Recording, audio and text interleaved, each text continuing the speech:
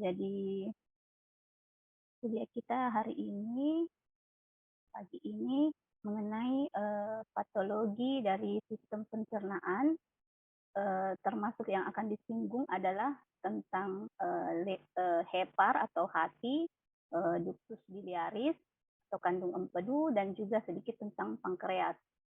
Jadi patologi anatomi membahas tentang penyakit-penyakit yang ada pada sistem pencernaan. Kita ketahui bahwa sistem pencernaan itu mulai dari mulut dan nanti akan berakhir sampai ke rektum dan anus. Jadi patologi yang dibahas adalah penyakit-penyakit mulai dari mulut sampai ke anus. Dari rongga mulut, penyakit yang bisa atau sering kita temukan yang bersifat kongenital atau yang bawaannya, yaitu yang pertama cleft bibir dan palatum, atau mungkin lebih sering kita dengar sebagai bibir sumbing dan langit-langit, celah bibir dan langit-langit ya. Jadi ada defek pada bibir dan langit-langitnya. Ini terjadi karena pada waktu kehamilan ada namanya facial prominence. Jadi facial prominence itu proses pembentukan bentuk wajah. Dia satu dari atas, dua dari samping, dan dua dari bawah. Dia akan bertumbuh dan menyatu membentuk wajah. Nah, dikatakan celah bibir ini dan palatum ini dia kegagalannya ada pada saat penonjolan wajah ini. Jadi sehingga menyebabkan dia ada celah pada bibir dan palatumnya. Ini mungkin sering lihat ya. Kemudian kalau yang kedua, aphthous ulcer. Jadi aphthous ulcer itu sehari-hari disebut dengan sariawan.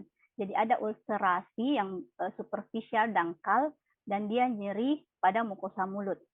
Dia ada hubungannya dengan stres, tapi rata-rata sembuh spontan, biasanya 7-10 hari. Tapi sering rekuren. Saya kira ini sering kita juga sering mengalami biasanya.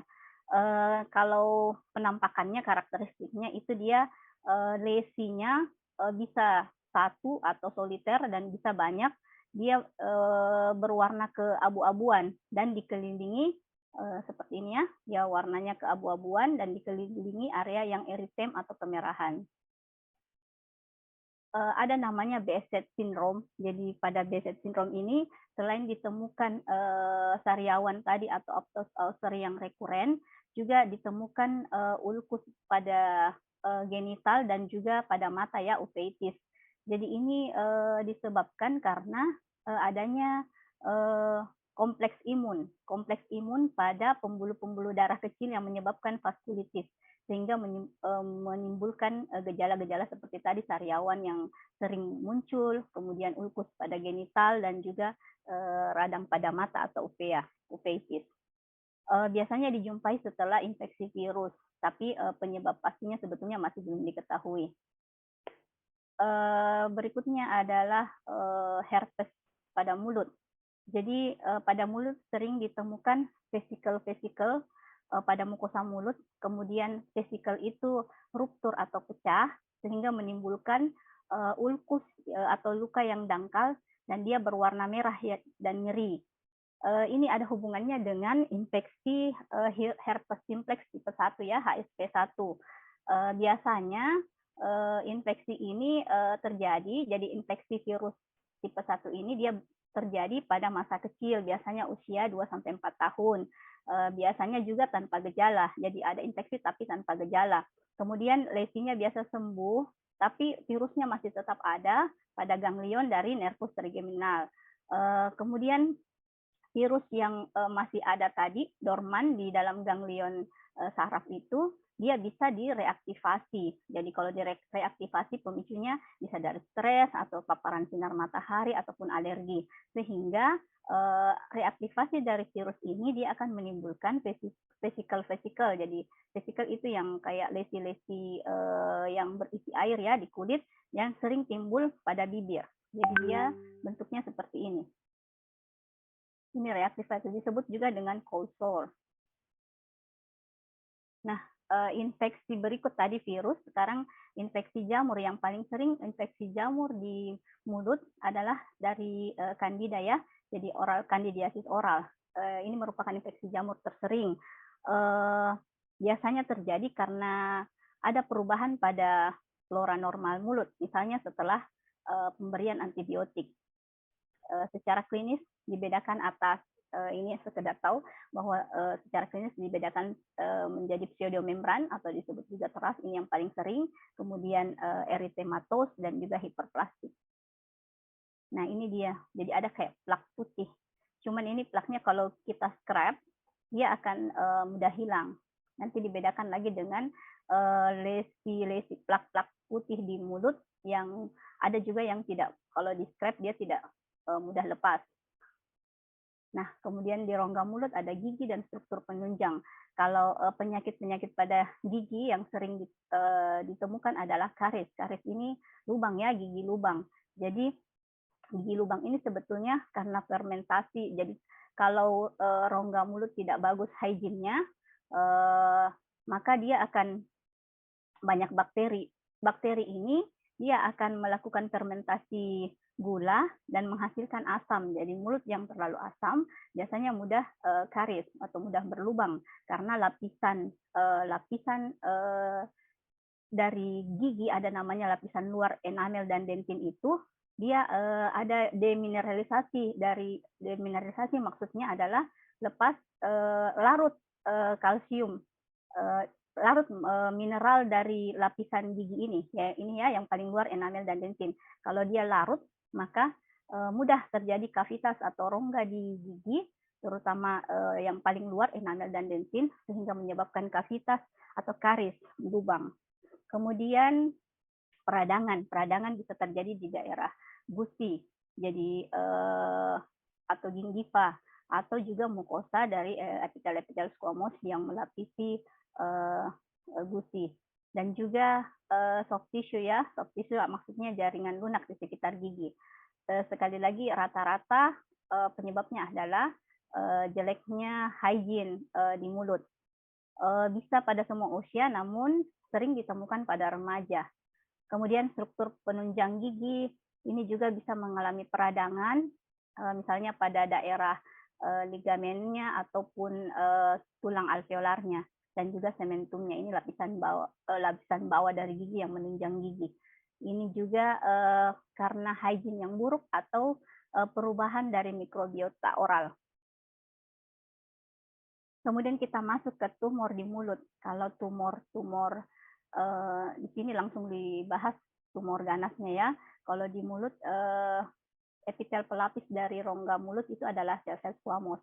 Jadi yang paling sering adalah karsinoma. Jadi karsinoma pada sel-sel epitel squamosnya namanya squamous cell karsinoma. Jadi dia penyebab pemicunya dari tembakau ya, kebiasaan merokok ya, dan kemudian alkohol merupakan faktor risiko utama.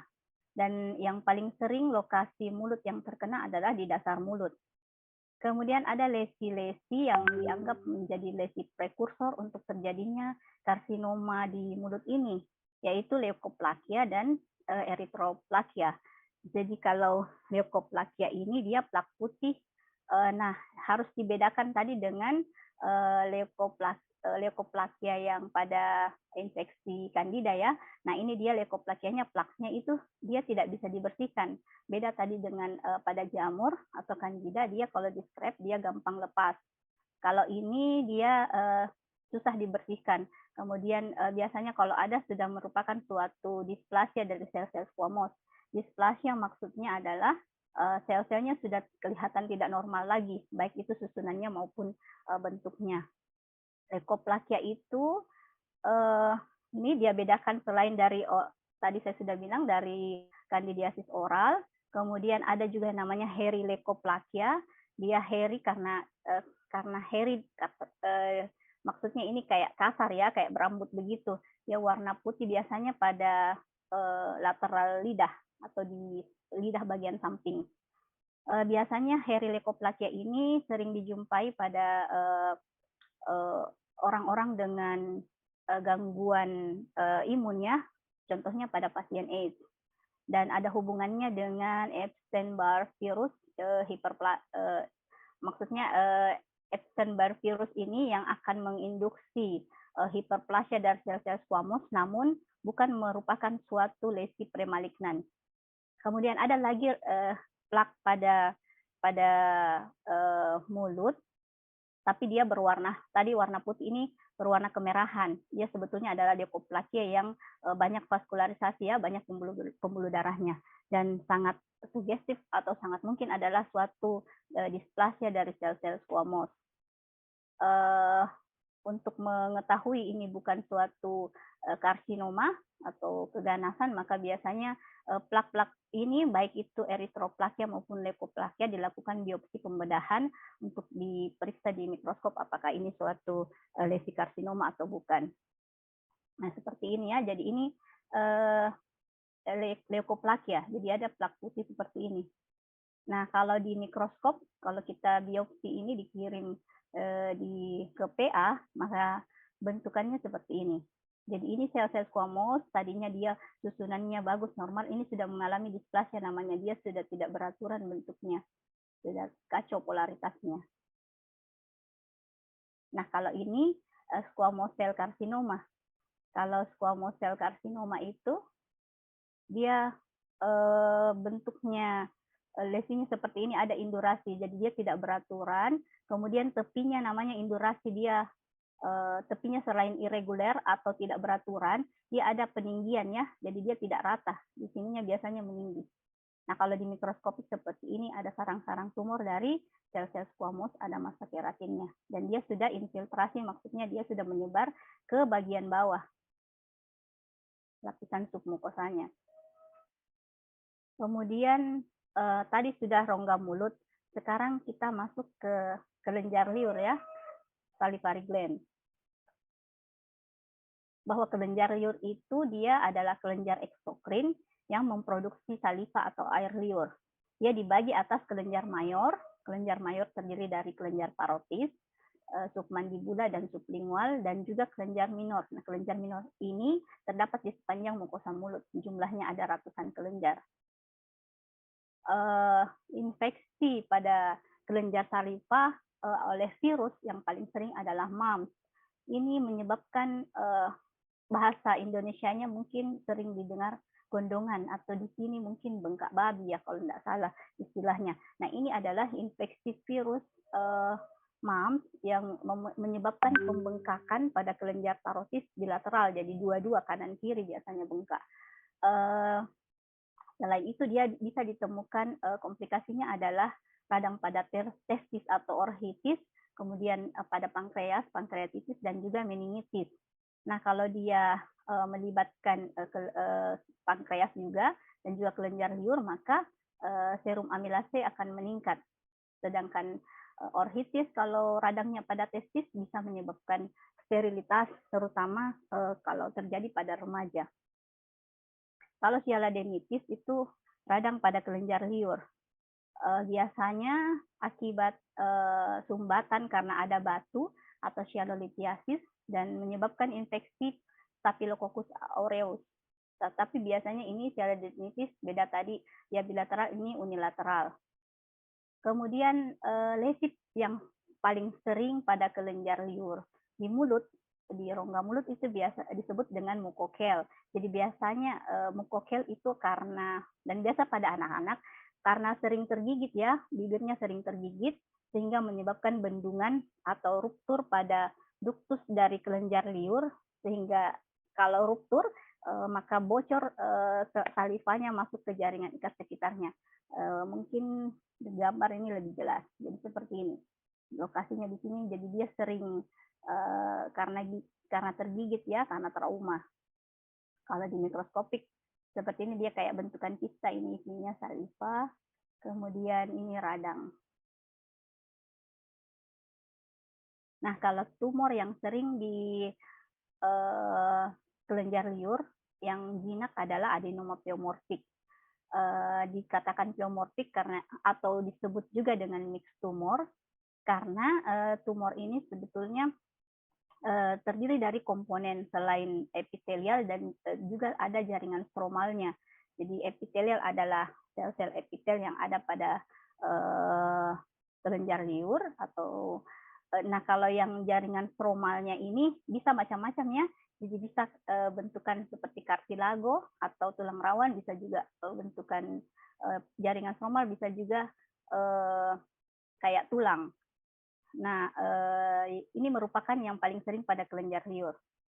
Dan yang paling sering adalah di kelenjar parotis. Dia kalau penampakannya, pemeriksaan fisik, dia benjolannya biasanya mobile atau mudah digerakkan, tidak nyeri, berbatas tegas pada sudut rahang. Jadi lokasi dari parotis. Tingkat kekambuhannya tinggi, terutama kalau tumornya itu sampai ke kapsulnya, dan reseksinya biasanya incomplete. Jarang menjadi ganas, tapi ada ya ada yang menjadi ganas. Tapi kalau misalnya ini ganas, bisa ditemui kerusakan dari saraf fasial, karena saraf fasial ini dia berjalan melalui kelenjar parotis. Ini bentukannya, jadi kelenjar liur, ini ada bangsa tumornya. Nah, yang ini juga masuk tumor jinak, dan tumor jinak yang kistik pada kelenjar liur. Cirinya adalah kalau ini dia banyak limfosit dan germinal center, jadi stromanya itu dia mirip pada kelenjar getah bening atau lymphonodes. Dan dia tersering kedua setelah adenoma pleomorfik. Dan hampir semuanya juga ini terjadi di kelenjar parotis. Kemudian ini masuk ke tumor ganasnya, namanya mucoepidermoid carcinoma. Jadi mucoepidermoid carcinoma ini tumor ganas pada kelenjar liur yang cirinya adalah dia terdiri dari sel-sel mucinous yang penghasil mucin dan juga sel-sel squamous. Umumnya juga terjadi pada parotis dan sering melibatkan saraf fasial. Sudah masuk ke esofagus. Perhatikan untuk yang esofagus kadang sering masuk di soal, terutama mengenai tumornya ya. Jadi ini pertama kita masuk dulu tracheoesophageal fistula. Jadi fistel antara trakea, saluran nafas, dengan esofagus, saluran pencernaan. Jadi terjadi sambungan. Ini kongenital ya, jadi bawaan. Varian yang ada beberapa varian dari bentuk fistel ini. Namun yang paling sering dijumpai adalah ada atresia di esofagus bagian proksimal, dengan distalnya itu yang terdapat fistel. Jadi dia bersambung dengan trakeanya, ada hubungan. Jadi mungkin gambar lebih jelas. Tapi yang perlu diketahui penting tanda-tanda dari fistel ini, dia muntah, kemudian kalau selama kehamilan terjadi penumpukan dari cairan amnion menyebabkan polyhydramnion, serta distensi abdomen, serta tentu saja adalah aspirasi, jadi masuknya makanan ke saluran nafas. Nah, seperti ini. Jadi normalnya ini kan trakea dan esofagus tersendiri. Nah, kalau atresia, dia di sini. Jadi atresia maksudnya adalah kalau atresia pembentukannya yang tidak sempurna ya, jadi kayak menutup begitu di sini. Jadi atresia saja, di sini atresia only, maksudnya atresia saja, tapi tidak ada fistel, yang tidak ada sambungan antara esofagus dengan trakea. Kalau di sini fistel saja, jadi maksudnya ada sambungan, tapi ini terbentuk dengan sempurna, tidak tertutup begini, jadi tetap nyambung. Nah, kalau ini yang paling sering tadi, dia ada atresia, jadi dia tertutup seperti ini, tidak berkembang sempurna esofagusnya. Kemudian ada sambungan di bagian distalnya, itu dia menyambung dengan trakea. Ini yang paling sering ya variannya. Kemudian esophageal web.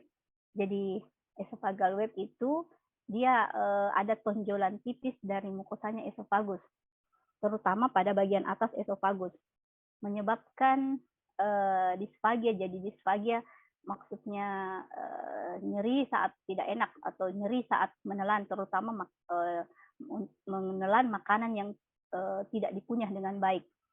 Dan ini bisa meningkatkan resiko squamous cell carcinoma atau keganasan sel-sel squamous pada esofagus.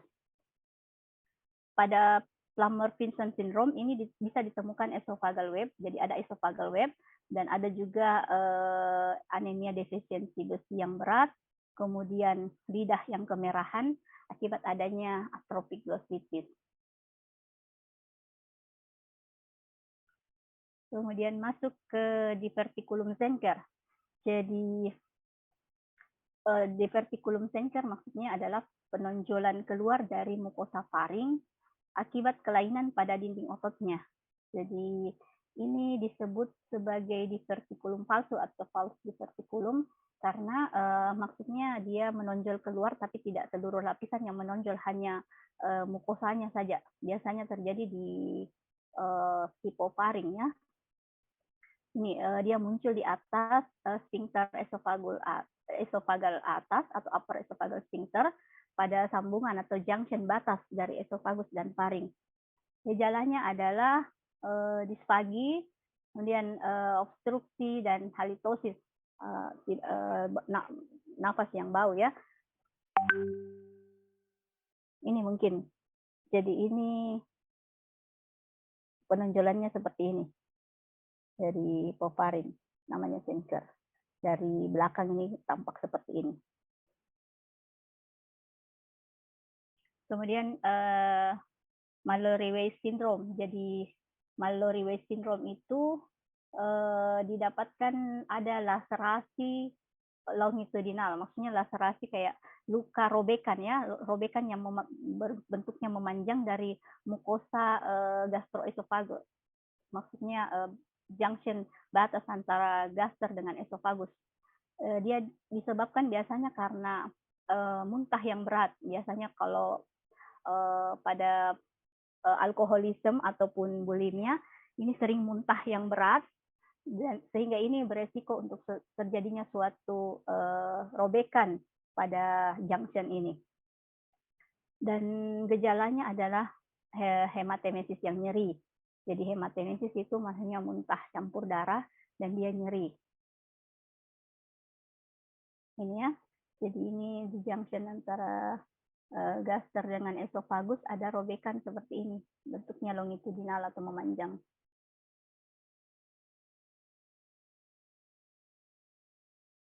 Kemudian varises esofagus.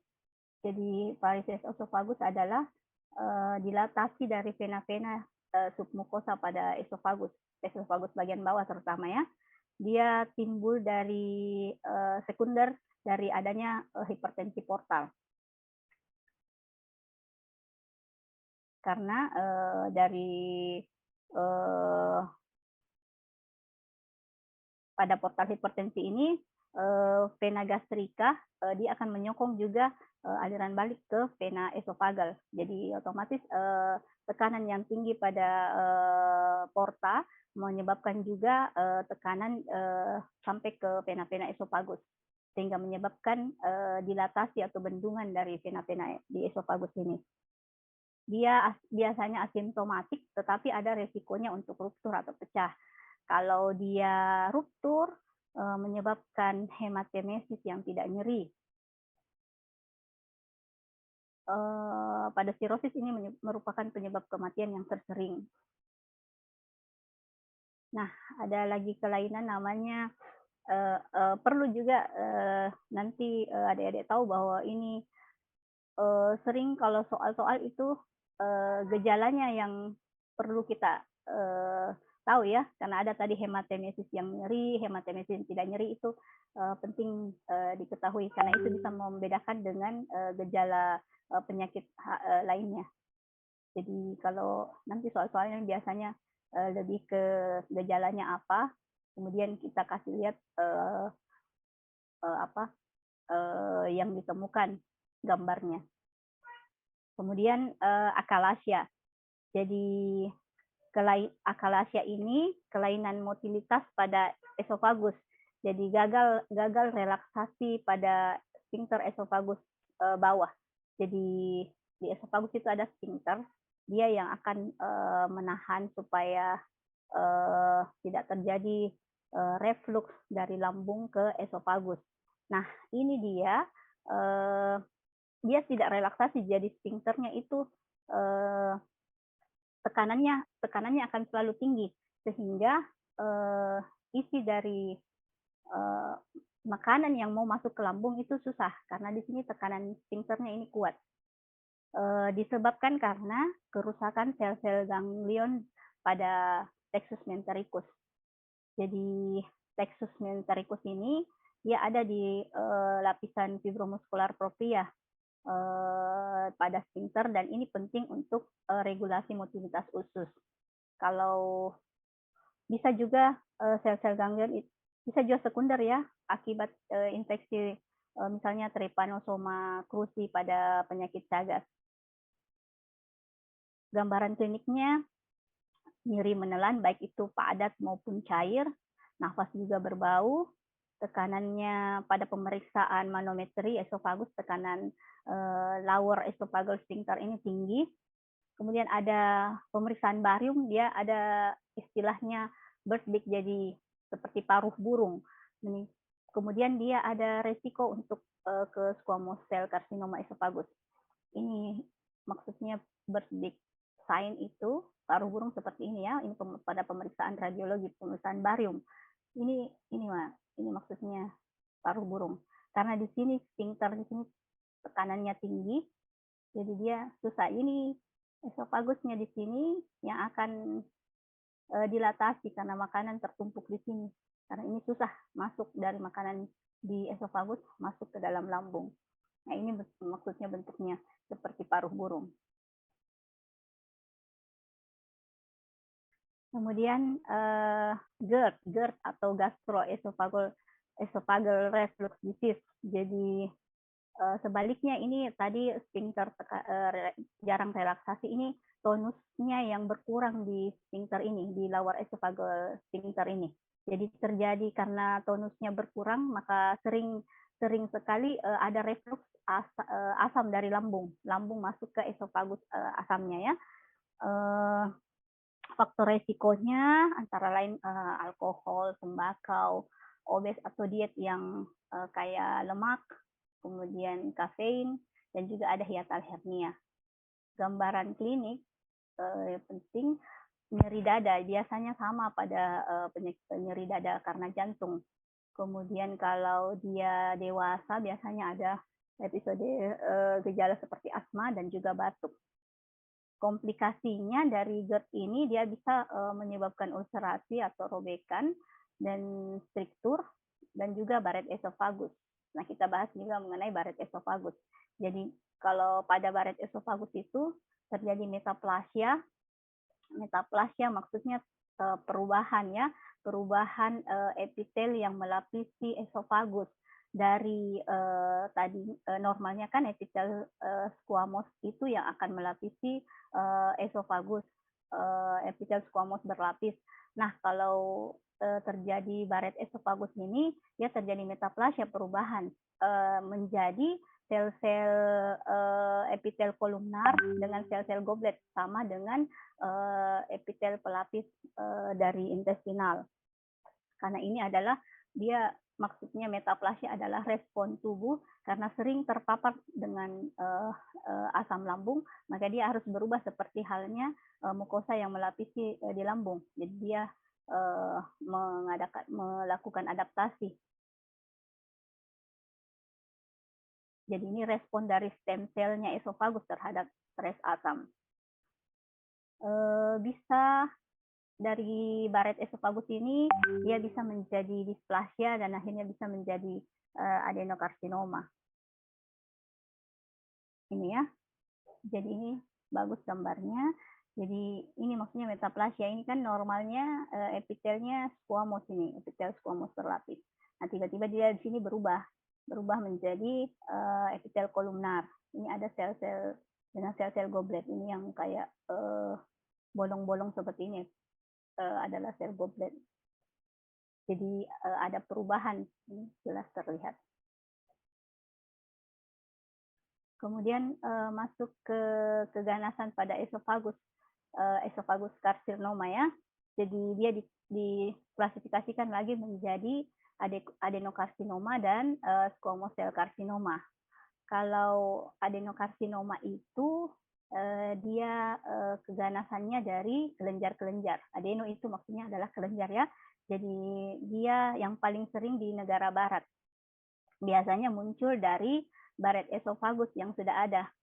Dan umumnya terjadi, ini penting ya, lokasinya kalau dia adenokarsinoma terutama di sepertiga esophagus bawah. Jadi untuk lebih memudahkan itu lokasi esophagus kita bagi sepertiga atas, tengah, dan bawah. Nah kalau di sepertiga esophagus bawah yang paling sering keganasannya adalah adenokarsinoma dan biasanya muncul dari baret esophagus.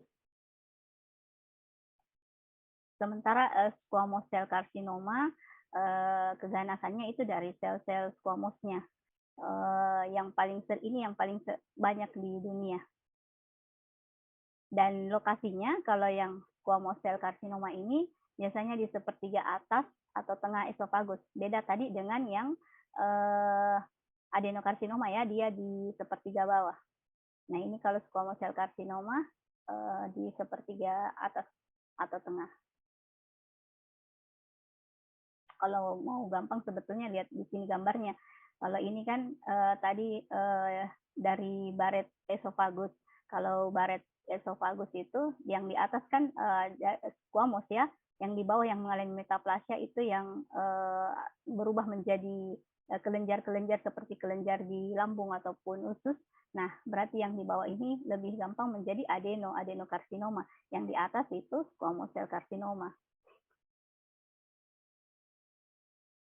Kalau gejalanya yang squamous cell carcinoma, faktor risiko utamanya ya, dia sama tadi alkohol dan juga tembakau penyebab tersering, atau sering mungkin ada yang sering minum yang sangat panas, ini bisa beresiko ke squamous cell carcinoma esophagus.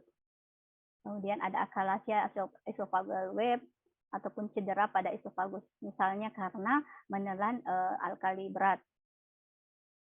Ini ingestion. Biasanya karsinoma keganasan pada esophagus itu dia timbulnya lambat dan prognosisnya buruk. Gejalanya dispagi yang progresif, maksudnya nyeri menelan yang terus semakin memberat ya, baik padat maupun cair. Penurunan berat badan, kemudian nyeri dan juga hematemesis atau muntah darah. Bisa juga pada squamous cell carcinoma bisa timbul suara serak kalau dia melibatkan saraf laringeal yang rekuren, dan juga kadang-kadang batuk kalau tracheanya terlibat. Nah, untuk lokasi penyebaran lymph atau kelenjar getah bening juga tergantung pada level esophagus yang terkena. Kalau dia di sepertiga atas, yang sering tadi sepertiga atas adalah squamous cell carcinoma, dia penyebarannya biasanya di kelenjar getah bening servikal. Yang tengah, sepertiga tengah, termasuk yang paling sering juga adalah tadi squamous cell carcinoma. Penyebarannya kelenjar getah beningnya itu terutama di mediastinal atau tracheobronchial. Dan kalau yang sepertiga bawah tadi itu kan adenokarsinoma, dia sering penyebarannya ke kelenjar getah bening celiac dan gastrik. Nah, tadi esophagus, kita masuk ke lambung. Lambung yang untuk kongenital yang sering ditemukan, yang tidak jarang ditemukan adalah gastrosisis ya. Gastrosisis ini malformasi kongenital dari dinding abdomen anterior sehingga isi dari abdomen itu dia akan keluar seperti ini. Nah, kalau omphalocele, dia masuknya isi abdomen, terutama usus, ke dalam umbilical cord. Umbilical cord maksudnya ke pusar ya, ke pusarnya. Ini terjadi karena usus gagal untuk mengalami usus yang mengalami herniasi ini yang keluar yang masuk ke umbilical cord ini gagal untuk kembali lagi pada rongga tubuh selama perkembangan. Jadi normalnya selama kehamilan di minggu-minggu awal itu memang awalnya terjadi herniasi masuk rongga isi abdomen dari janin masuk ke dalam umbilical cord, tapi normalnya dia akan masuk kembali ke rongga abdomen. Nah, ini terjadi kegagalan, jadi dia tidak masuk kembali, dia akan tertinggal di dalam umbilikalnya. Isinya ini umpalekel ini isinya dia akan diliputi oleh peritoneum ya, dan juga amnion dari umbilical cord. Gambarnya mungkin seperti ini. Masuk ke pusatnya, ini diliputi peritoneum dan cairan amnionnya. Kemudian stenosis pilorik. Jadi pada stenosis pilorik terjadi hipertrofi dan dia bersifat kongenital dari otot-otot polos pilorik.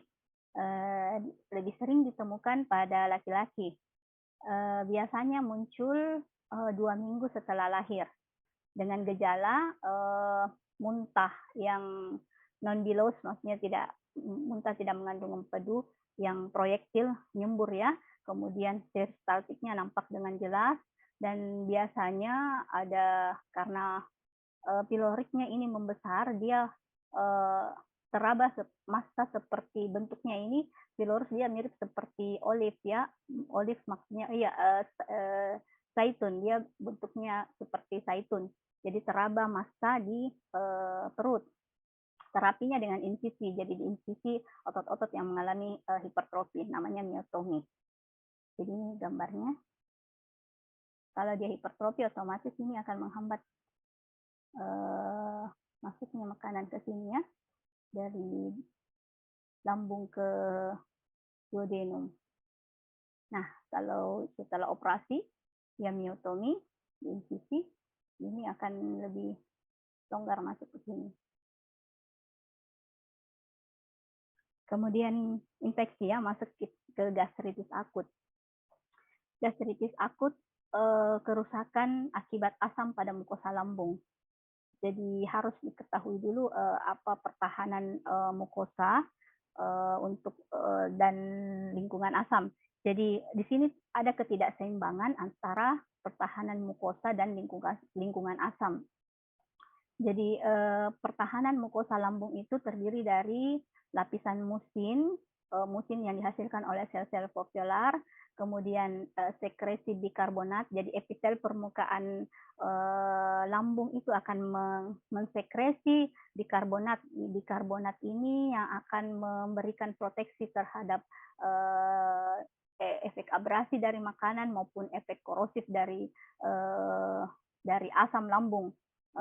Jadi dia dihasilkan oleh epitel permukaan. Kemudian tadi juga adalah musin yang diproduksi oleh sel-sel foveolar lambung. Kemudian suplai darah juga ya penting untuk karena darah ini akan menyediakan nutrisi dan mengambil kelebihan asam di lambung. Nah, kalau ini tidak seimbang, pertahanan mukosa misalnya melemah dan lingkungan asamnya terlalu tinggi, nah ini yang menyebabkan gastritis akut. Faktor risikonya misalnya pada hipovolemia. Ini berarti ada gangguan penurunan aliran darah sehingga biasanya ditemukan pada Carling ulcer. Jadi ulkus pada lambung disebabkan karena luka bakar ya. Carling itu yang pada luka bakar sehingga terjadi hipovolemi, aliran darah pada luka bakar berkurang karena banyak keluar dari luka bakar, sehingga ke lambung juga akan berkurang. Penurunan aliran darah menyebabkan hipovolemi di lambung. Nah, ini menyebabkan luka di lambung, namanya Carling ulcer. Kemudian obat-obatan mungkin non-steroid, dia menyebabkan penurunan dari prostaglandin. Prostaglandin bagus untuk pertahanan lambung. Nah, kalau obat-obatan ini bisa menurunkan prostaglandinnya. Kemudian konsumsi alkohol yang berat, kemoterapi, dan juga pada peninggian tekanan intrakranial, misalnya pada casting ulcer ini, dia di nervus vagusnya ikut terstimulasi, sehingga nervus vagus itu dia akan meningkatkan produksi asam. Kemudian ini juga pada pasien-pasien ICU biasanya ada multiple stress ulcer akibat shock.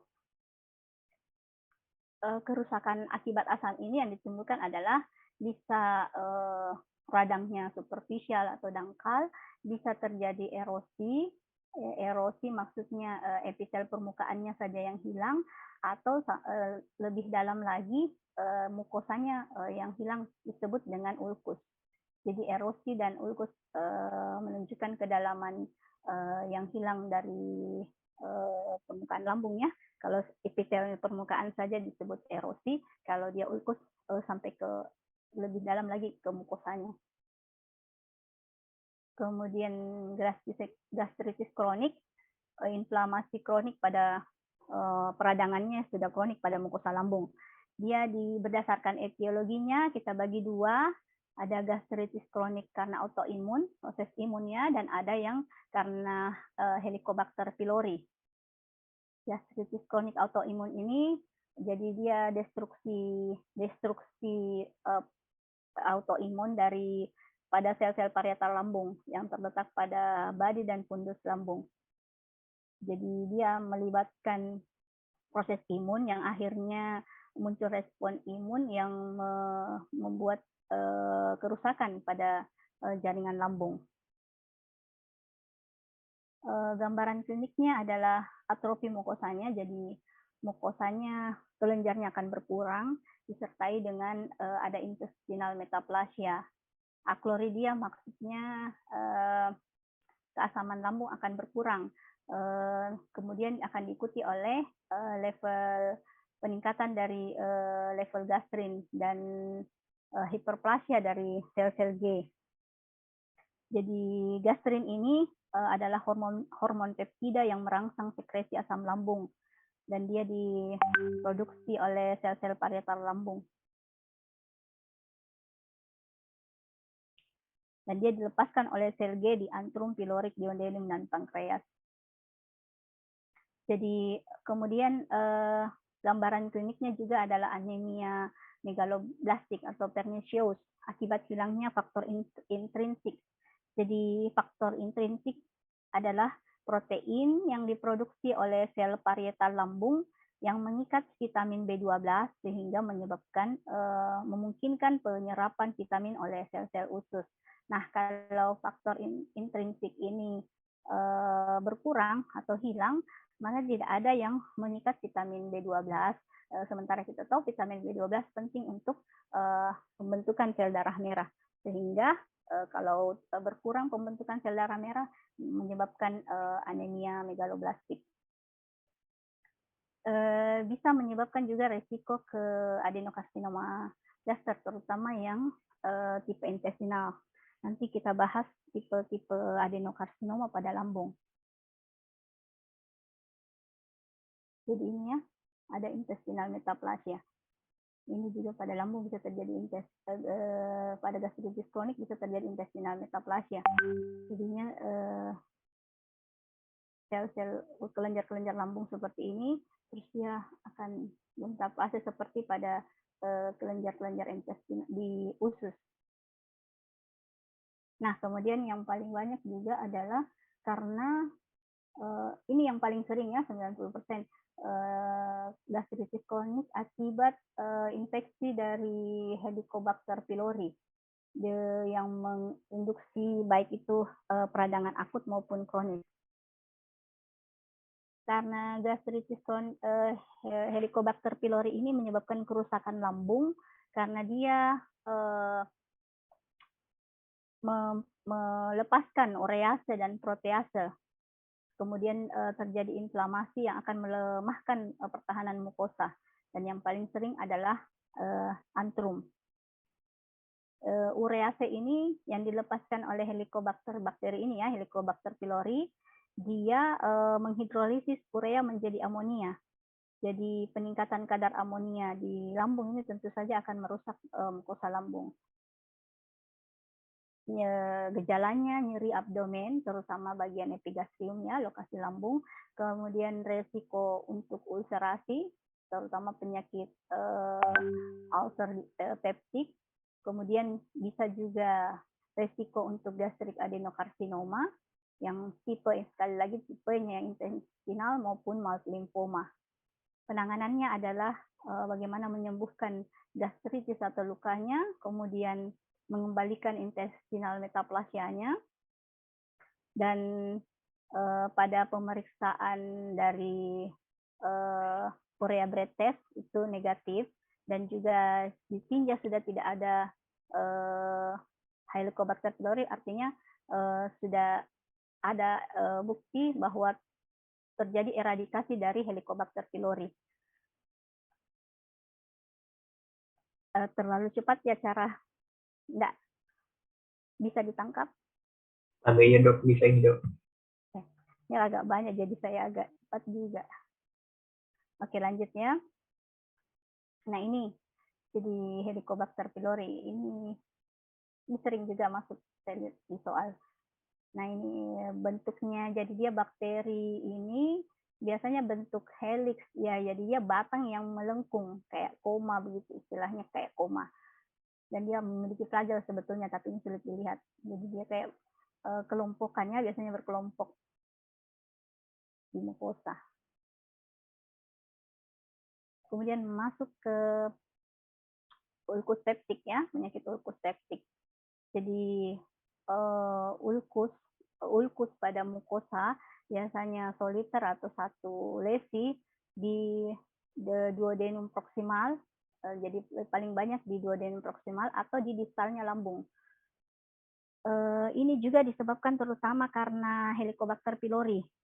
Jarang bisa juga disebabkan karena sindrom Zellner-Ellison. Gejalanya nyeri epigastrium dan dia diperberat dengan konsumsi daging. Pada endoskopi ditemukan ada ulcerasi dengan hipertrofi dari kelenjar Brunner. Kelenjar Brunner itu kelenjar pada submukosa dari duodenum. Kemudian biasanya muncul di duodenum anterior. Kalau dia di posterior dan ruptur bisa menyebabkan perdarahan dari arteri gastroduodenal atau pankreatitis akut. Ulkus gastrik biasanya akibat Helicobacter pylori juga. Jadi sama, ada ulkus duodenum tadi dan ada ulkus gastrik. Dua-duanya terutama disebabkan karena Helicobacter pylori. Nah, ulkus gastrik ini selain itu bisa juga disebabkan karena reflux empedu maupun obat-obatan. Gejala sama, rata-rata nyeri epigastrium diperberat dengan konsumsi daging, kemudian ulkusnya biasanya terletaknya di kurvatura bawah antrum, kemudian ruptur akan menyebabkan, kalau dia pecah, menyebabkan resiko perdarahan dari arteri gastrika sinistra.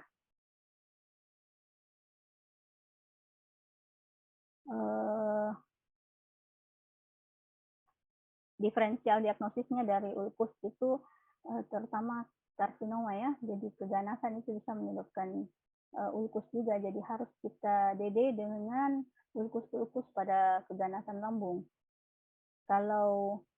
Tapi ulkus pada duodenum biasanya dia hampir semua bukan ganas, jadi sangat jarang bisa terjadi, tapi sangat jarang suatu karsinoma pada ulkus yang ada di duodenum. Nah, yang ulkus gastrik ini yang bisa disebabkan oleh gastrik karsinoma, biasanya yang subtipe intestinal. Jadi ulkus peptik yang Cina biasanya ukurannya kecil, kurang dari 3 cm, kemudian dia berbatas tegas atau istilahnya punch out, dan dia dikelilingi oleh lipatan-lipatan radial mukosa. Sementara yang ulkus yang ganas biasanya dia besar dan irreguler atau tidak beraturan dengan tepinya yang meninggi, seperti tadi yang yang di rongga mulut. Ini sama juga yang di lambung, dia rata-rata ulkus yang ke arah ganas itu penampakannya seperti ini. Dia bentuknya irregular, tidak beraturan, dan tepinya biasanya meninggi. Untuk diagnosa pasti kita lakukan biopsi ya. Nah, seperti ini. Ini pada hepatic ulcer, kemudian ini karsinoma. tepinya meninggi. Nah, tadi kita sudah dengar mengenai gastric carcinoma tadi, karena banyak komplikasinya itu ke gastric carcinoma, terutama yang intestinal type. Nah, sekarang baru dibahas tentang karsinoma pada lambung, keganasan pada lambung. Jadi terjadi proliferasi yang ganas dari sel-sel epitel permukaan lambung, yang merupakan suatu adenokarsinoma ya. Kenapa adenokarsinoma? Karena lambung dilapisi oleh kelenjar-kelenjar. Jadi keganasannya itu adalah keganasan dari kelenjarnya. Adeno adalah maksudnya kelenjar, adenokarsinoma. Subklasifikasi dibagi menjadi tipe intestinal dan difus. Yang paling sering, yang tadi sudah berkali-kali disinggung, ini tipe intestinal. Dia memang yang paling sering dan penampakannya ulkusnya besar dan irregular, tepi yang meninggi, tadi juga sudah disinggung. Umumnya terjadi di kurvatura bawah antrum, sama pada ulkus gastrik. Faktor resikonya, kalau sudah ada intestinal metaplasia, tadi sudah dilihat gambarnya, misalnya karena gastritis Helicobacter pylori dan autoimun, ataupun ada namanya zat nitrosamin pada makanan-makanan asap ya, atau makanan yang sering dibakar itu, terutama di Jepang, tinggi angkanya. Ini namanya nitrosamin. Ini yang bersifat resiko untuk terjadinya gastric carcinoma yang tipe intestinal ini. Kemudian juga dikatakan golongan darah A. Kemudian ada selain tipe intestinal, ada juga istilahnya tipe difus. Jadi tipe difus ini ada sel-sel namanya signet ring, dia menginfiltrasi secara difus pada dinding lambung. Sel-sel signet ini dia bentuknya seperti cincinnya, jadi dia memiliki vakuol yang besar dan mendesak intinya ke tepi jadi seperti cincin. Sebentar ada gambarnya. Yang diffuse type ini dia menyebabkan desmoplasia, sehingga terjadi penebalan dinding lambung. Jadi istilahnya adalah limitis plastika. Jadi dinding lambung itu kayak menebal dan kayak kaku. Ini ditemukan pada yang diffuse type. Kalau yang tipe diffuse ini, dia tidak ada hubungannya dengan Helicobacter pylori, intestinal metaplasia maupun nitrosamin. Beda tadi dengan yang ini, yang tipe satunya, yang paling sering yang intestinal type. Yang diffuse type dia tidak ada hubungan dengan ini ya. Kemudian penyebaran limfonode, dia bisa melibatkan virkonode atau kelenjar getah bening supraclavicular sinistra. Metastasis jauh umumnya pada hati. Yang lainnya bisa di regio periumbilikal. Ini istilahnya saja ya. Kalau dia didapatkan di regio periumbilikal, namanya hystermeriosis nodule. Ini yang tipe intestinal biasanya ya. Jadi karsinoma lambung yang tipe intestinal yang didapatkan di periumbilical regio akibat metastasis, ini namanya ini. Kemudian kalau dia didapatkan di ovarium, namanya Krukenberg tumor. Dan biasanya ini yang tipe difus. Ini ya, yang tipe difus. Jadi ini namanya signet ring cell. Ini jadi kayak cincin. Ini kayak yang lingkaran cincinnya, ini mungkin kayak permatanya. Jadi signet ring cell. Jadi ini sel-sel ini yang akan menginfiltrasi lambung secara difus, namanya diffuse type karsinoma. Dan ini limitis plastika, maksudnya terjadi desmoplasia sehingga menjadi tebal dinding lambung dan kayak kaku. Lambung sudah, kita masuk ke usus halus ya. Pada usus halus, kelainan kongenital yang biasa ditemukan adalah atresia duodenum. Jadi ini ada hubungannya dengan Down syndrome ya, jadi sering ditemukan pada Down syndrome. Ini terjadi karena kegagalan duodenum dalam melakukan kanalisasi, maksudnya membuat saluran-saluran pada saat janin berkembang, duodenum gagal untuk membuat saluran-saluran sehingga menyebabkan atresia, gagal terbentuk. Gambaran klinik terjadi juga penumpukan dari cairan amnion menyebabkan polihidramnion, kemudian lambung menjadi selain duodenum, lambung juga ikut distensi. Jadi namanya pada pemeriksaan radiologi disebut double bubble sign karena ada ini ya, double bubble sign. Jadi dua lambung, ini lambung dan juga duodenum akan ini kayak bubble, bentuk bubble. Jadi ada dua, namanya double bubble. Kemudian muntah yang billows, maksudnya yang mengandung, yang berwarna hijau seperti empedu. Ada lagi di usus halus, ada lagi di verticulum namanya Meckel. Nah, kalau tadi di esophagus ya ada yang pulse di center di verticulum. Nah, ini dia yang Meckel di pulse di verticulum tadi. Nah, ini dia yang true di verticulum atau di verticulum sejati yang sebenarnya, karena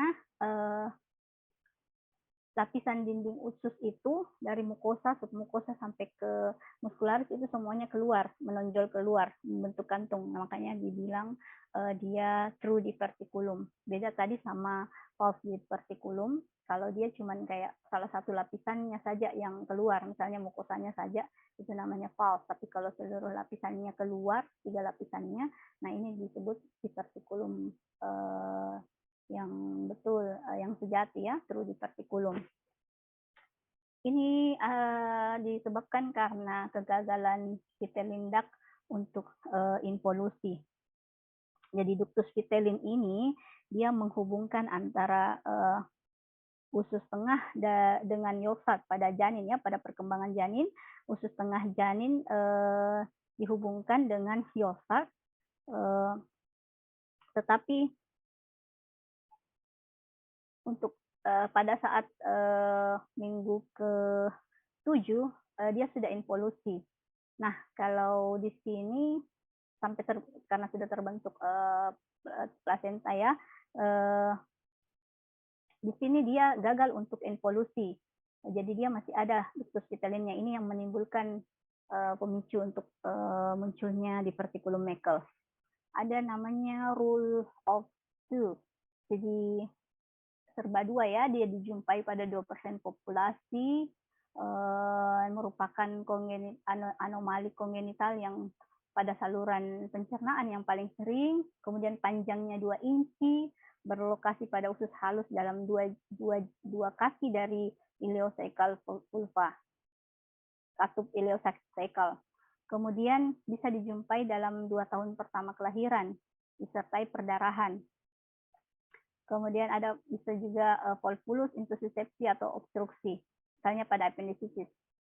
Tetapi meskipun begitu kebanyakan kasus dia tanpa gejala ya, asimptomatik. Nah, seperti ini. Jadi dia menonjol keluar kayak kantung. Ada lagi namanya volvulus. Jadi ini penting karena kelainan-kelainan seperti ini dia menyebabkan obstruksi pada usus. Jadi ini sering menjadi soal juga kalau apa saja penyebab dari obstruksi usus. Volvulus maksudnya usus terputar di sepanjang mesenterium. Dia menyebabkan obstruksi dan gangguan aliran darah disertai dengan infark, dan umumnya terjadi pada usia tua, umumnya terjadi pada kolon sigmoid, dan di dewasa muda umumnya terjadi pada cecum. Jadi seperti ini ya. Ya, ada mesenterium, sini usus akan melingkari mesenterium. Kemudian ada lagi intussuscepsi. Jadi intussuscepsi dia bergesernya segmen usus ke segmen usus lainnya.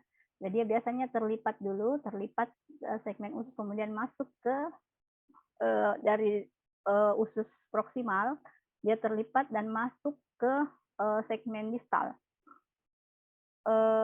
Segmen yang terlipat ini dia didorong ke depan oleh peristaltik sehingga terjadi obstruksi dan gangguan aliran darah, disertai juga infark. Biasanya ada fokus traksi, fokus tarikan pada anak kebanyakan penyebabnya adalah hiperplasia dari limfoid ya, misalnya akibat infeksi rotavirus dan biasanya pada ileum terminal, sehingga terjadi intussusepsi ke saikum. Dari ileum terminal masuk ke saikum. Dan pada dewasa, penyebab intussusepsi yang tersering adalah tumor. Nah, seperti ini gambarannya. Jadi ini normalnya, ini dia masuk, terlipat dan dia masuk ke dalam segmen usus lainnya. Tentu saja ini akan menyebabkan obstruksi. Nah, masuk ke intoleransi laktosa. Intoleransi laktosa akibat menurunnya fungsi enzim laktase pada brush border dari enterosit, jadi pada pili-pili enterosit ya, sel-sel usus. Normalnya kan laktase memecah laktosa menjadi glukosa dan galaktosa.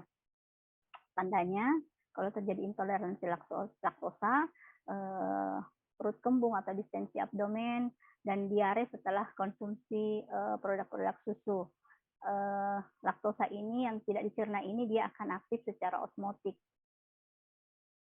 Biasanya defisiensinya bisa kongenital ataupun didapat ya. Bisa juga defisiensi ini temporer. Biasanya dijumpai setelah infar pada usus halus.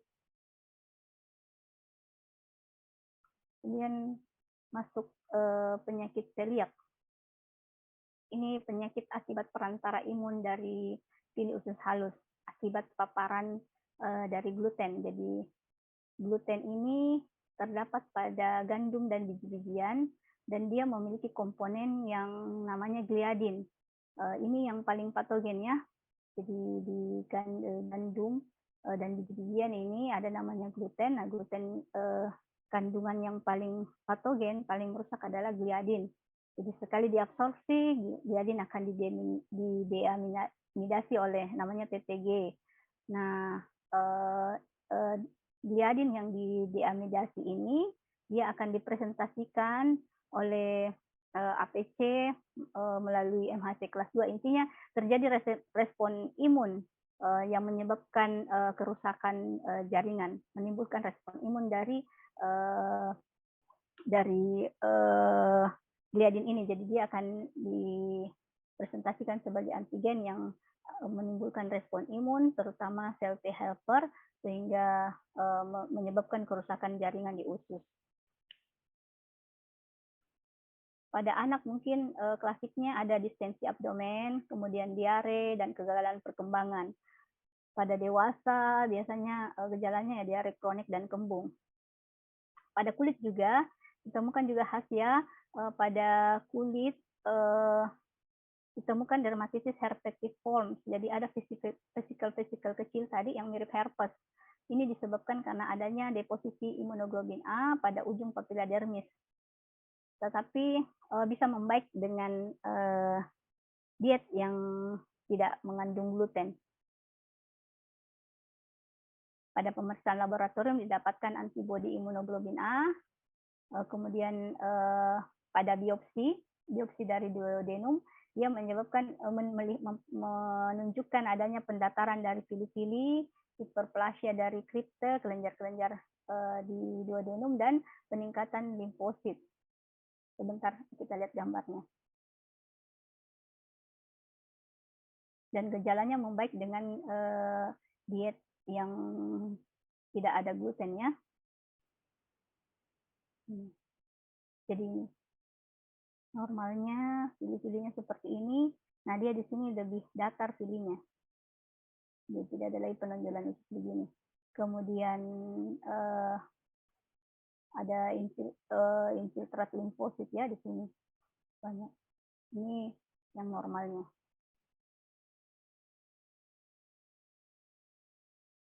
Kemudian tropical screw, ini kerusakan pili usus juga, tapi organismenya belum diketahui dan dia menyebabkan malabsorpsi. Dia mirip tadi dengan penyakit celiak, tetapi biasanya kalau yang tropical screw ini dia terjadi pada area tropis, pada daerah-daerah tropis. Kemudian biasanya terjadi juga setelah diare infeksi yang berespon terhadap antibiotik. Kerusakannya terutama pada duodenum dan ileum, dan duodenum lebih jarang terlibat. Kemudian ada Whipple disease-nya, kerusakan jaringan sistemik ditandai dengan banyaknya makrofa, kemudian disertai dengan ada namanya Troperima whipplei. Jadi dia organisme ini ada pada lisosomnya makrofa, diwarnai dengan pewarnaan PAS namanya dia positif. Lokasinya pada lamina proprianya usus halus.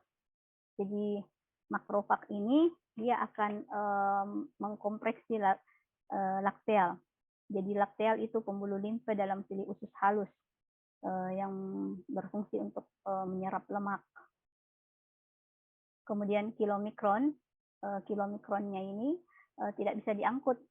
Jadi dari enterosit ke limfatik, sehingga terjadi malabsorpsi lemak dan juga stetore. Jadi stetore itu tinjanya kayak berlemak ya.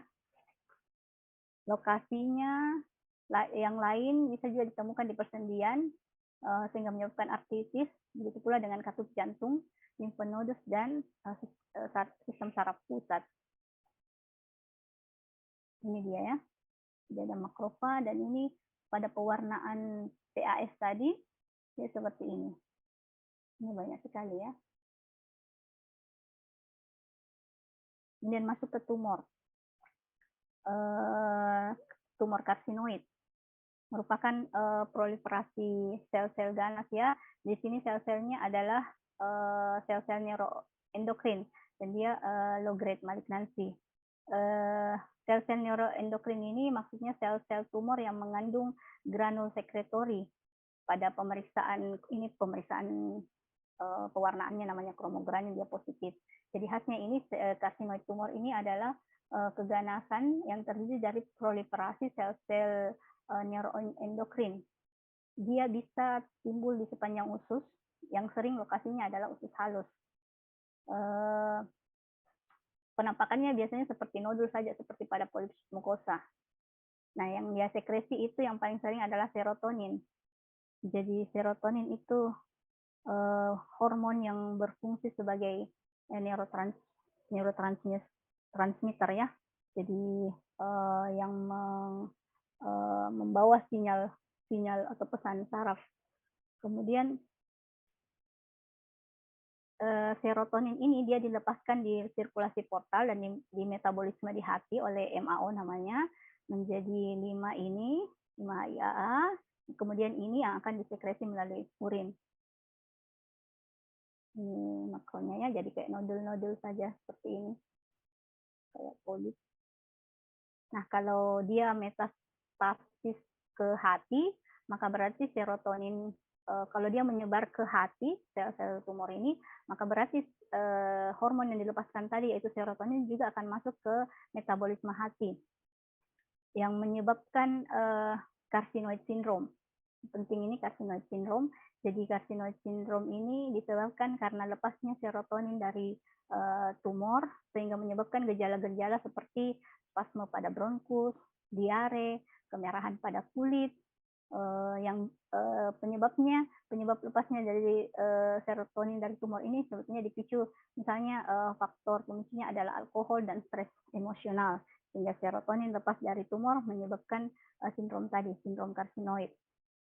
Kemudian carcinoid heart disease juga menyebabkan penyakit hati yang disebabkan oleh tumor karsinoid ini. Dia menyebabkan fibrosis ya pada valvular sebelah kanan, jadi katup sebelah kanan, sehingga terjadi fibrosis itu maksudnya peningkatan kolagen, sehingga menyebabkan regurgitasi dari trikospit, dan juga stenosis katup pulmonar. Sementara yang kiri tidak dijumpai karena di paru ada namanya monoamin oksidase yang dia akan memetabolisme serotonin. Jadi yang di sebelah kanan saja. Saya percepat sedikit ya, karena sudah hampir jam 9. Ya, appendix, masuk ke appendix. appendix sering peradangan ya, jadi ada appendisitis akut dan kronik. Nah, kalau di sini yang disinggung appendisitis akut saja, peradangan akut pada appendix yang paling sering menyebabkan akut abdomen. Dia pada anak-anak biasanya obstruksi appendix akibat hiperplasia limfoid ya, pada kelenjar getah bening, dan pada dewasa karena fekalit. Gambaran klinik nyeri pada periumbilikal atau di titik McBurney ya, pada kuadran kanan bawah. Penting ini mengetahui lokasi-lokasi nyerinya di kuadran kanan bawah atau McBurney point. Titik McBurney ini biasanya pada appendicitis akut. Kemudian ruptur menyebabkan peritonitis, dan komplikasi yang sering adalah abses di sekitar, jadi timbunan nanah di sekitar appendix dari appendikal. Masuk ke penyakit inflamatory IBD ya, inflammatory bowel disease, penyakit usus inflamasi. Prinsip dasarnya bahwa peradangan usus yang IBD itu adalah peradangan usus yang kronik dan kambuh, sering kambuh. Dianggap ada hubungannya dengan respon imun yang abnormal terhadap flora usus. Klasik, dia ditemui pada wanita muda, usia remaja 3-30-an, dengan serangan berulang, diare berdarah, dan nyeri abdomen. Dia diagnosis eksklusi, maksudnya tidak dimasukkan sebagai IBD kalau gejalanya ini sama tapi disebabkan oleh misalnya infeksi tertentu. Jadi tidak masuk sebagai IBD kalau jelas penyebab radang ususnya itu karena infeksi. Klasifikasi menjadi ulcerative colitis dan Crohn's disease. Jadi ini ada perbedaannya. Pada IBD ada ulcerative colitis dan Crohn's disease. Yang penting di sini perbedaannya ini bahwa dinding yang terlibat ini mukosa. Pada ulcerative colitis yang terlibat adalah mukosa dan submukosa. Kalau ini seluruh ketebalannya. Lokasinya kalau dia ulcerative colitis terutama di cecum. Sedangkan kalau Crohn's disease, di mana saja mulai dari mulut sampai anus itu bisa terjadi. Jadi ini lokasi pentingnya. Ini kalau ulcerative colitis di cecum, kalau Crohn's disease di mana saja di saluran pencernaan. Gejalanya tentu saja karena ini ulcerative colitis lokasinya di cecum, maka gejalanya nyerinya di kuadran kiri bawah ya, dengan diare berdarah. Nah, kalau dia di ileum, dia bisa di kuadran kanan bawah, tergantung di mana lokasinya. Kemudian, kalau gambaran histopatologinya, gambaran PA-nya, di sini abses kripta dengan neutrofil. Jadi di sekitar kelenjar itu banyak tebukan sel-sel radang neutrofil. Kalau yang di Crohn, ini khas ya, di Crohn dia ada sebukan limfoid agregat limfosit yang membentuk agregat limfoid dengan membentuk granuloma. Kemudian penampakannya bisa jadi ada istilahnya lead pipe sign, jadi seperti pipa ya, seperti pipa timah kalau tidak salah ini lead. Jadi di hauseranya akan hilang, jadi kayak pipa. Ini pada ulcerative colitis. Sementara di Crohn's disease ada istilah cobblestone mucosa. Jadi mukosanya kayak susunan batu bata seperti ini. Oh ini sebelumnya saya ini. Jadi di Crohn's disease itu dindingnya yang terlibat adalah seluruh ketebalan dengan seperti sayatan pisau ya, seperti ini. Nah, pada ini colitis ulceratif, dia biasanya mukosa saja yang terlibat, mukosa dan submukosa, ulkusnya. Nah, kalau ini seluruh ketebalan dan ada kayak fisura-fisura seperti ini, seperti kayak tersayat pisau ini pada Crohn's disease. Jadi jelas ya, kalau ini tadi yang seperti pipa, jadi harusnya kan ada lipatan-lipatan hausra-hausra, lipatan-lipatan usus, ini tidak, dia kayak halus, ini seperti pipa, jadi tidak ada lipatan-lipatan di sekitarnya. Nah ini yang cobblestone, jadi dia kayak susunan batu bata, ini ilustrasinya seperti ini. Ini mukosanya seperti ini ya, itu pada crown disease. Masuk ke kolon, di kolon kita sering dengar atau temukan penyakit Hirschsprung disease ya. Jadi ini kelainan yang megakolon kongenital istilahnya, terjadi kelainan relaksasi dan peristaltik dari rektum dan kolon sigmoid distal. Jadi ada hubungannya juga dengan Down syndrome. Jadi Down syndrome ini sering ditemukan Hirschsprung disease. Ini akibat kegagalan kongenital dari sel-sel ganglion untuk turun ke plexus mesentericus dengan plexus submucosa. Jadi plexus mesenteric atau auerbach ini terletak antara lapisan otot longitudinal luar dan sirkular dalam dari muscularis propria, dan dia fungsinya untuk mengatur mobilitas. Sementara plexus di submucosa, plexus submucosa atau Meissner ini dia terletak pada submukosa dan dia mengatur aliran darah, sekresi, dan absorpsi.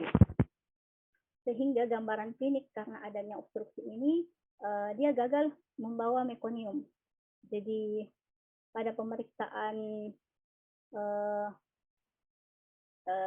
colok dubur ini ya, dia kosong karena memang tidak ada mekonium yang sampai ke rektum.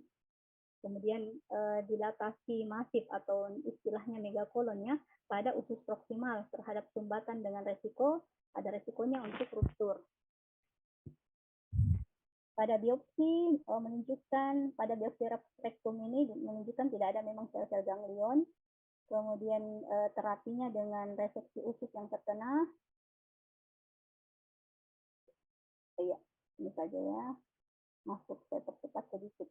Kemudian di vertikal kolon, masuk lagi di vertikal adalah penonjolan berupa kantung. Jadi ini juga masuk paus di vertikulum karena yang menonjol itu bukan ke tiga lapisannya, tapi sampai ke mukosa dan submukosa saja ya, melalui muscularis propria. Jadi namanya paus di vertikulum. Terjadi akibat tekanan pada dinding, berhubungan dengan konstipasi, maksudnya sering susah BAB, misalnya karena dietnya yang rendah serat, tekanannya akhirnya tinggi, sehingga menimbulkan divertikal pada kolon. Sering pada dewasa muda dan resikonya bertambah dengan peningkatan usia. Dan muncul di mana fasa rekta itu melintasi muscularis propria, dan ini merupakan titik lemah pada dinding kolon. Dan yang sering adalah kolon sigmoid. Biasanya asimptomatik ini di vertikalnya ya. Komplikasinya meliputi perdarahan rektum atau hematophagia. Jadi hematophagia itu dia BAB-nya mengandung darah segar. Kemudian komplikasi lain adalah divertikulitis ya, akibat obstruksi material fekal. Jadi gejalanya divertikulitis ini sama dengan pada appendicitis, dia nyeri pada kuadran kiri bawah.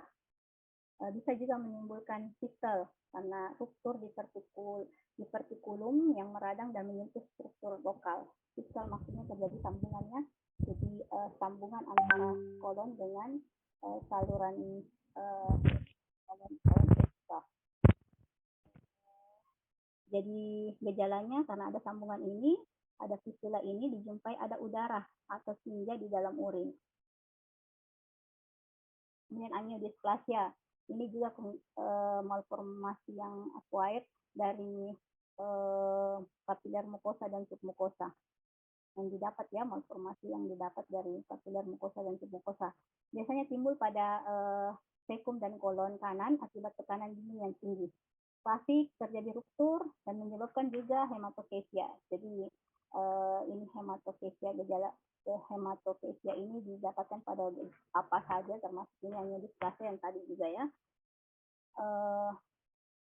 Kemudian hereditary hemorrhagic telangiectasis.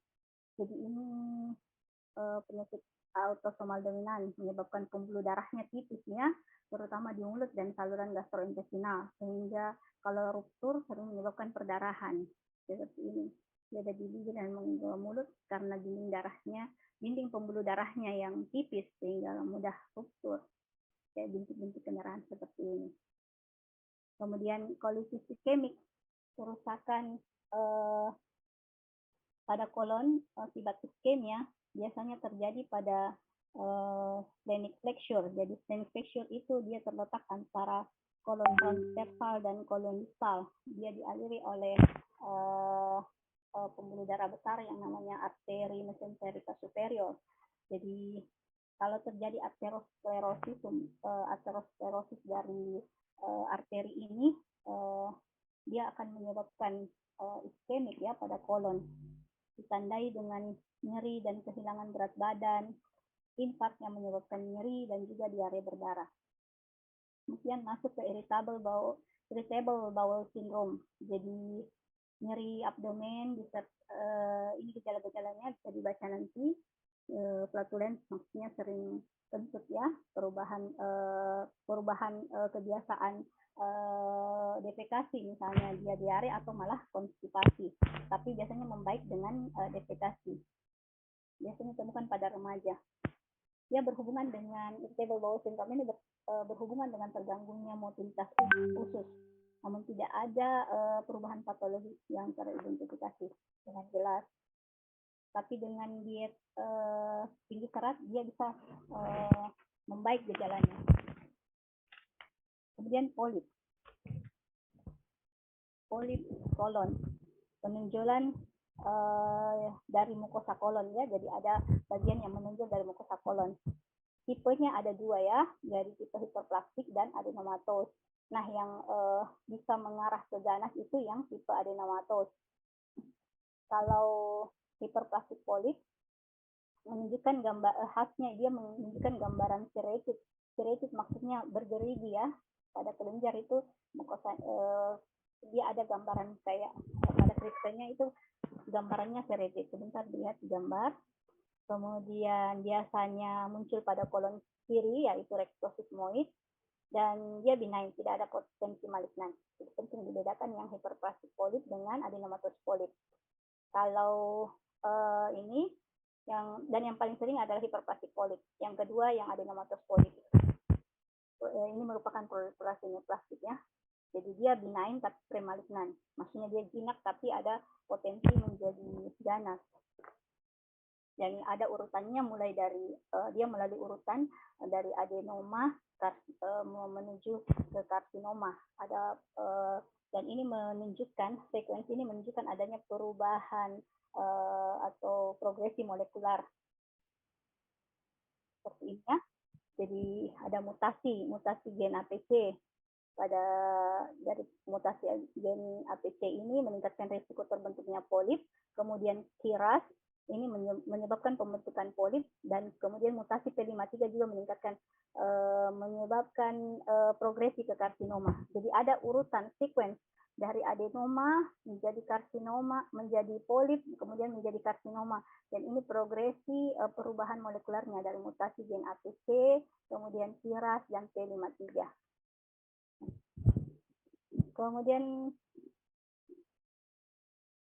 screening untuk polip dengan kolonoskopi ya, dan pemeriksaan terhadap fecal oxalate, jadi darah tersembunyi ya, darah.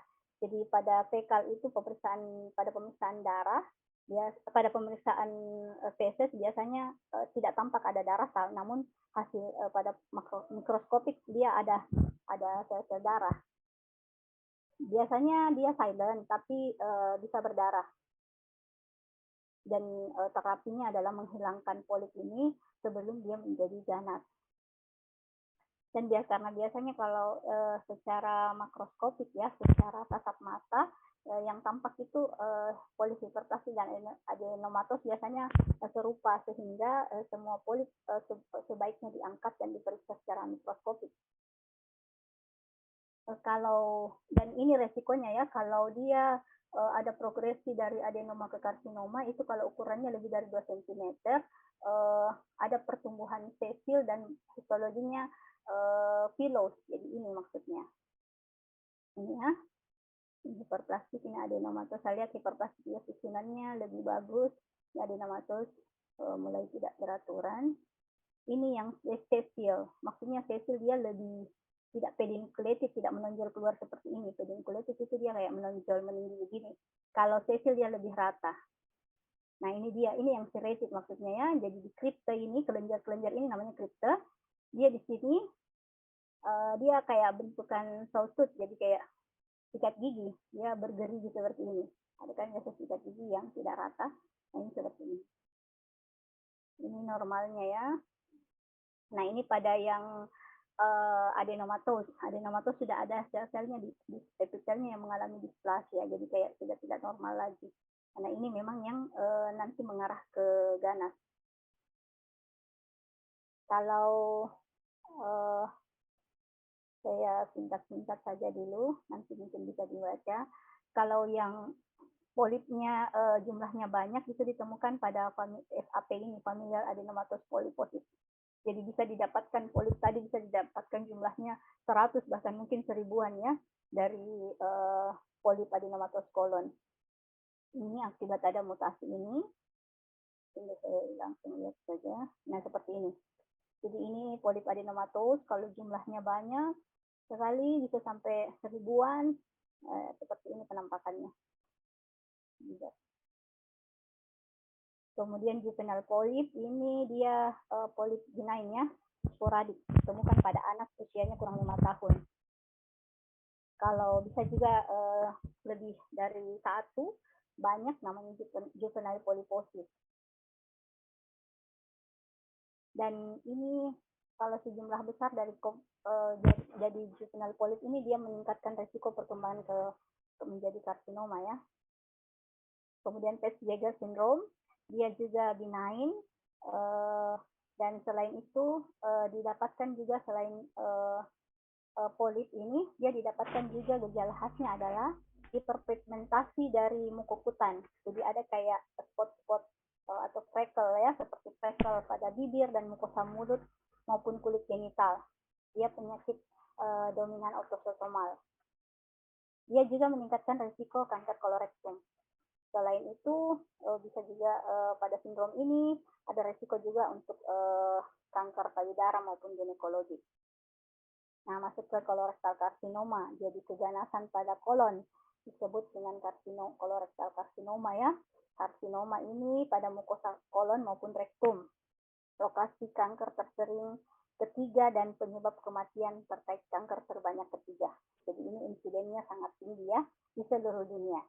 Puncak insidennya biasanya sudah usia tua, 60-70 tahun. Dan ini juga ada urutannya ya, ada sequence kejadian mulai dari adenoma menjadi karsinoma, itu ada sequence-nya, ada rangkaian, ada perubahan molekularnya. Jadi ini ada namanya microsatellite instability, jadi itu dia maksudnya mikrosatelit itu ada pengulangan dari urutan non-coding DNA. Nanti kalau ini ada cacat dari kopi DNA ini, dia disebut mikrostabilitas instability. Kemudian yang penting-penting saja mungkin saya jelaskan. Screeningnya untuk kolorektal karsinoma itu melalui kolonoskopi dan juga tes fecal oxyl blood ya. Seperti tadi dimulai usia 50 tahun. Karsinoma ini bisa di mana saja ya di sepanjang kolon. Kalau dia di sebelah kiri, kolon kiri biasanya tumbuh sebagai lesi yang seperti cincin ya, melingkar. Dan ditandai dengan kaliber tinjanya jadi menurun. Jadi tinjanya tidak besar tapi kecil begitu. Ada nyeri di kuadran kiri dan ada kayak ada darah di dalam tinja. Kalau yang di sebelah kanan tumbuh sebagai lesi yang meninggi. Kalau tadi yang di sebelah kiri biasanya lesinya kayak melingkar ya. Kalau ini dia lesinya lebih meninggi, lebih pediculated seperti itu. Kemudian biasanya ditandai dengan anemia deficiency besi. Kemudian ini stagingnya ya, TNM-nya, kedalaman invasinya, N-nya ke nodus penyebarannya ke limfonode, kemudian M penyebaran jauhnya. Yang pertama dia ke hati. Kemudian tumor markernya adalah TEE namanya, dia berguna menilai respon terapi dan mendeteksi rekurensi, tapi tidak digunakan untuk screening. Kemudian hemoroid. Hemoroid ini terakhir yang pada rektumnya dan atau sekitar anus. Biasanya terjadi karena peninggian tekanan intra abdominal. Jadi hemoroid adalah pelebaran pembuluh-pembuluh darah pada rektum distal akibat kongesti vena-vena hemoroidalis karena adanya gangguan aliran balik. Biasanya gangguan aliran balik ini karena tekanan intraabdomen meningkat sehingga vena-vena juga akan dilatasi, termasuk yang di rektum distal ini, sehingga menyebabkan dia akan seperti ini ya. Jadi dia dilatasi dan berarti trombus. Nanti mungkin di praktikum saya akan jelaskan lebih detail lagi soal gambaran histopatologinya semua penyakit tadi. Nah, masih ada waktu sedikit saya bahas dan hati ya. Ini mungkin bisa dilihat anatomi hati, kemudian ductus biliaris. Jadi hati itu dia bentukan seperti ini ya. Ini namanya heksagonal ini namanya lobulus hepa. Jadi dia yang di tengahnya adalah namanya vena centralis. Kemudian yang mengelilingi ini ada portal triad namanya. Portal triad itu terdiri dari arteri hepatik, arteri hepatika, saluran dari ductus biliaris, saluran empedu ya, dan cabang-cabang dari vena porta. Nah seperti ini kalau di histologis. Jadi ini portal triadnya, ini vena centralisnya. Jadi satu begini namanya satu lobulus hepar ya. Bentuknya heksagonal. Kemudian jejas pada hati yang menimbulkan polanya adalah degenerasi baloning. Jadi dia kayak menggembung begitu seperti balon. Ini ada lagi dan petri kalau dia ada empedu ya, sumbatan dari kolestasis, sumbatan dari empedu.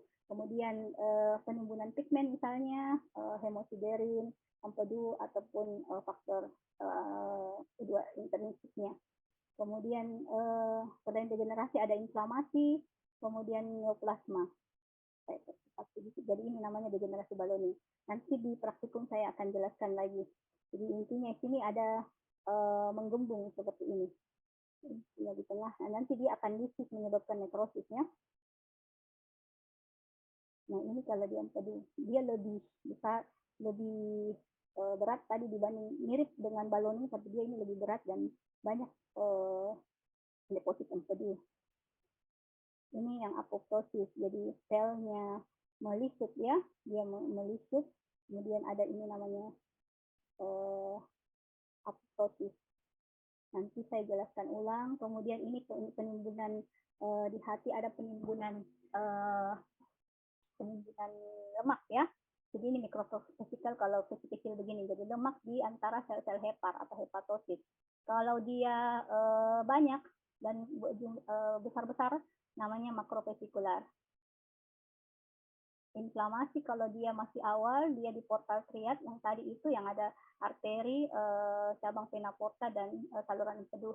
Dia lokasinya di situ ya. Tetapi kalau berat sudah masuk ke sinusoid. Seperti ini, jadi ini sel-sel radangnya, ini sel-sel hepatositnya. Ini yang lebih berat lagi.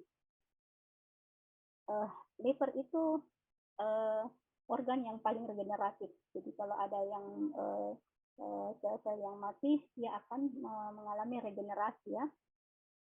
Dari semua organ, liver yang paling regeneratif.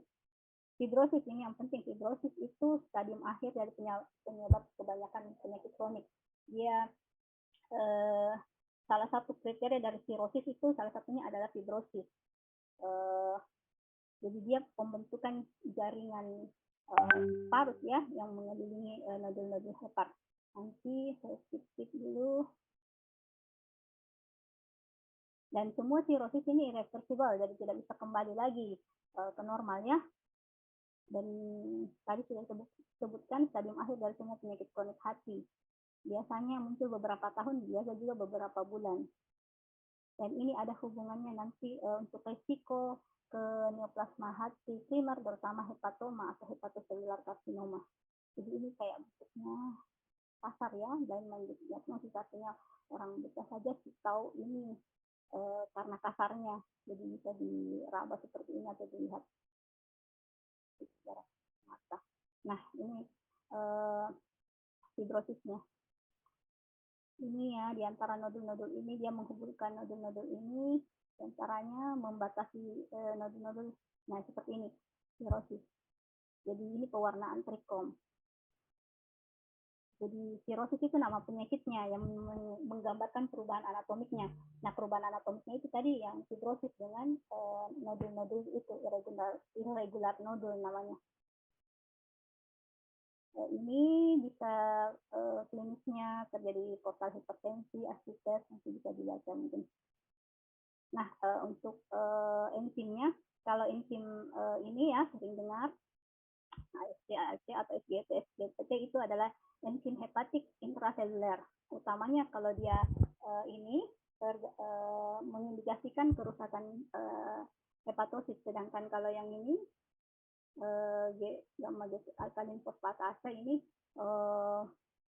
adalah enzim membran dan utamanya mengindikasikan suatu obstruksi.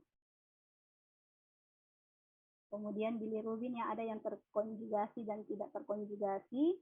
Bilirubin adalah hasil pemecahan dari eritrosit, menyebabkan jaundice ya, sakit kuning. Ini penyebabnya bilirubinnya berlebih, hepatnya berkurang, gangguan konjugasi kegalan transportasi. Jadi ini semua penyebab dari penyakit kuning ya. Kolestasis ini tadi ya, sumbatan pada aliran empedu. Biasa saya cuma akan sedikit nanti di praktikum saya perlihatkan lagi gambar-gambarnya ini. Kemudian hepatitis ada A sampai E, yang paling sering menyebabkan kronik adalah B dan C ya, yang penting untuk klinis. Nanti mungkin sedikit. Selain hepatitis karena virus, ada juga yang non virus ya. Penyebabnya ini semua bisa Staphylococcus aureus, parasit mungkin, malaria, schistosoma, bisa juga autoimun. Ada juga karena obat-obatan, sekilas saja ini. Kemudian jadi bile ductus, jadi ductus biliaris, ada yang intrahepatik yang masuk ke dalam yang di hepar tadi, yang di dalam hepar, ada yang extrahepatik itu kandungan empedu ya. Kemudian tumor yang sering pada liver, ada yang jinak, ada yang ganas. Kalau yang ganas ini sebetulnya ganas itu 90% adalah metastasis ya. Jadi semua tumor-tumur umumnya metastasisnya ke hepar karena aliran darah kan ke nanti ke kebanyakan ke hepar ya. Kalau yang primernya itu adalah hepatoma atau hepatoselular karsinoma. Kalau kolangiokarsinoma itu pada kandung empedu yang ada di intrahepatik. Jadi ini dia, nanti di praktikum saya jelaskan lagi ya.